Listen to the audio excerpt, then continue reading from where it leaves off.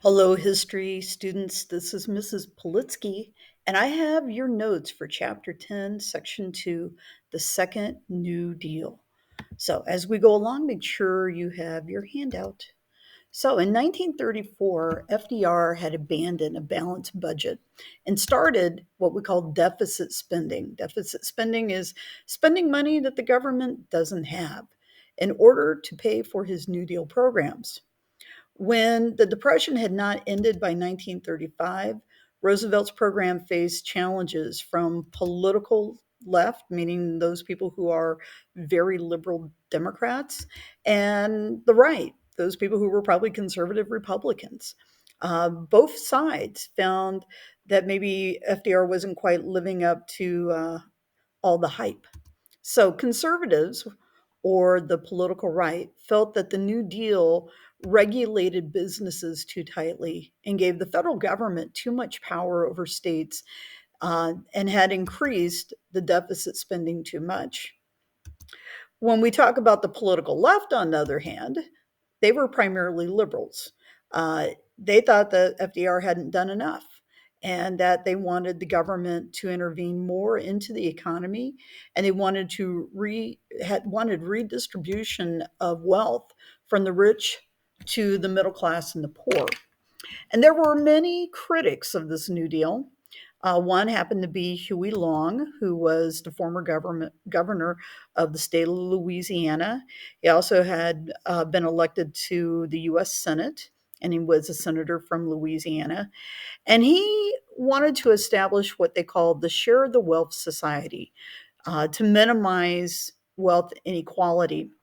And what this society would have done was they would take from the rich and give to the poor, kind of like Robin Hood. The poor people loved Huey Long, but Huey Long was quite a force to reckon with within the state of Louisiana. He kind of used tactics that some people would say were probably a little bit more associated with like the mafia. A lot of power was wielded and threats were made and things of that nature. So Huey Long. He's a really difficult guy to deal with. What's interesting is he toys with the idea of running for president against FDR. And unfortunately for him, Huey Long, that is, he would be assassinated by people who were concerned that maybe he was maybe going too far. There was another fella. His name was Father Charles Coughlin. Coughlin was a very famous radio priest, if you want to call it that. He had had a very strong following, but he also had kind of a dark side. And if you take a look at the political cartoon kind of in the middle of the page, you might note who actually illustrated this. That was Dr. Seuss. And if you look at maybe some of his drawings there, you can recognize Adolf Hitler in there. And Coughlin, during the 1930s, really had voiced a lot of appreciation for, well, Hitler. And that didn't set well with a lot of folks, especially as Hitler becomes a little more aggressive, starts taking territories in Europe. And this is prior to the beginning of World War II. So Coughlin wanted to do this. He wanted to inflate the currency and nationalize banking so that the government would control all the banks. He also called for the formation of the National Union for Social Justice.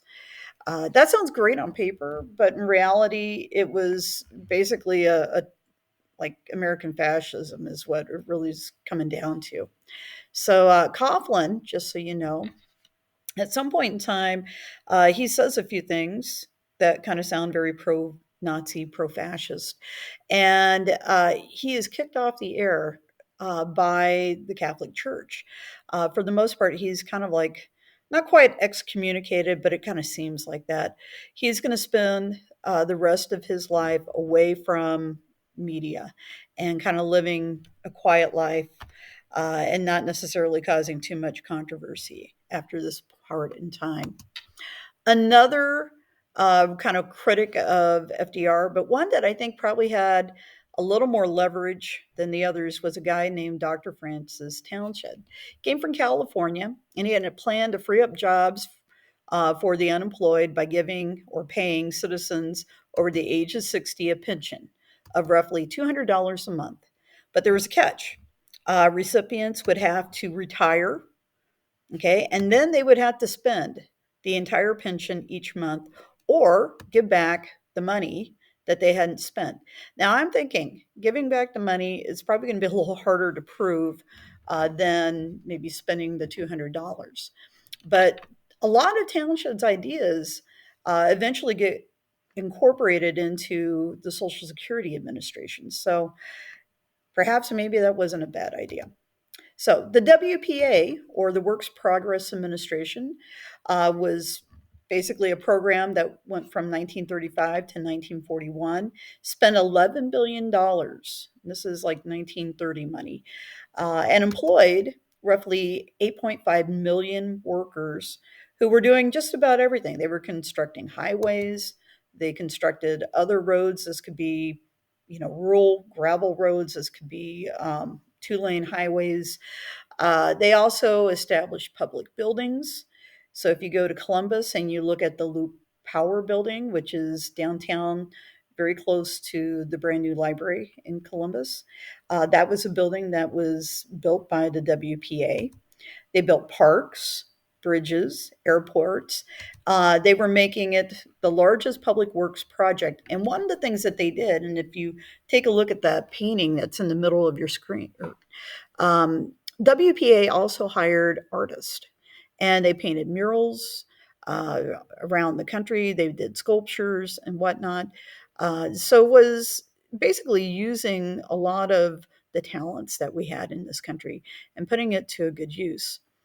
The Supreme Court ruled in the case of Schechter Poultry Company versus the United States that the Constitution did not allow for Congress to delegate its powers to the executive branch. What's really in question is the first Agricultural Adjustment Act, sometimes known as the AAA, not to be confused with your auto insurance.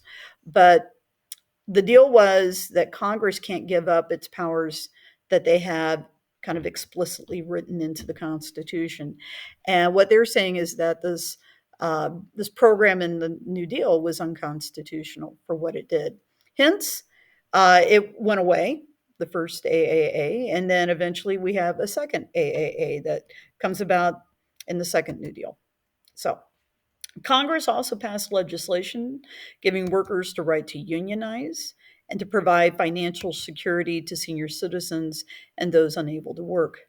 The Wagner Act, or sometimes known as the National Labor Relations Act, allowed workers to set up unions, settle disputes through binding arbitration. We talked about arbitration a while back when we were talking about guys like Andrew Carnegie and John D. Rockefeller.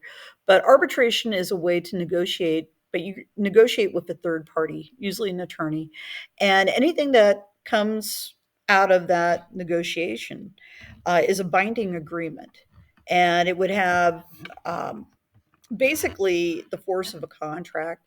And if the dispute kind of arises, this would be something that could go to court very easily. They also voted for or against unionization by secret ballot, which was something new. This way, individuals could vote and not necessarily be pinpointed for how they voted. And then this idea of bargaining collectively. And what that really means is to take people that are in your, I guess you could say, your vocation, your livelihood, maybe your industry, and you could all work together collectively, like as a group, to negotiate your contracts through, with your bosses. And you could hire somebody who was kind of a professional negotiator to do this for you. And this is actually something that we see today. Groups like the NFL, the NBA, Major League Baseball, all do collective bargaining. So, number 12, the Committee for Industrial Organizations, or the CIO, was to organize unions that included all workers, whether they were skilled or unskilled in any kind of industry. The union chose to use what we call a sit down strike because it prevented business managers from hiring replacement striking workers. Or to replace striking workers. Basically, this is what we would call like a scab, somebody who is going to break this kind of the strike and go in and work the job of somebody else who's really trying to get a pay raise or to get better benefits. General Motors was the side of a pretty major sit down strike, and it was resolved when GM recognized the UAW, United Auto Workers, as the sole bargaining group for these employees. But Ford also saw workers that did a sit down strike. And what's interesting is that when you're on a sit down strike, you just can't leave the building. So a lot of times these are individuals that, if they're planning to do this, they have to bring food in. And occasionally they run out of food and they have to start pleading with people on the street to throw them a sandwich or something like that so they'd have something to eat. The Social Security Act was designed to help senior citizens, the disabled, and also poor mothers with dependent children. This act initially left out farmers and domestic workers. Domestic workers are like housekeepers. And it did establish the principle that the government should be responsible for those who are unable to work. Today, Social Security is with us, and there are probably far more people today that qualify for it than they did back in the 1930s. When we look at the ages, roughly to retire with Social Security benefits, you have to be about 62. Some workers will opt to work a little bit longer. The longer you work, the more money you get per month. So by the age of 70, an individual has to take Social Security. That's by law. A lot of times they actually maximize the amount of money that they're going to get per month by doing that. Thank you very much.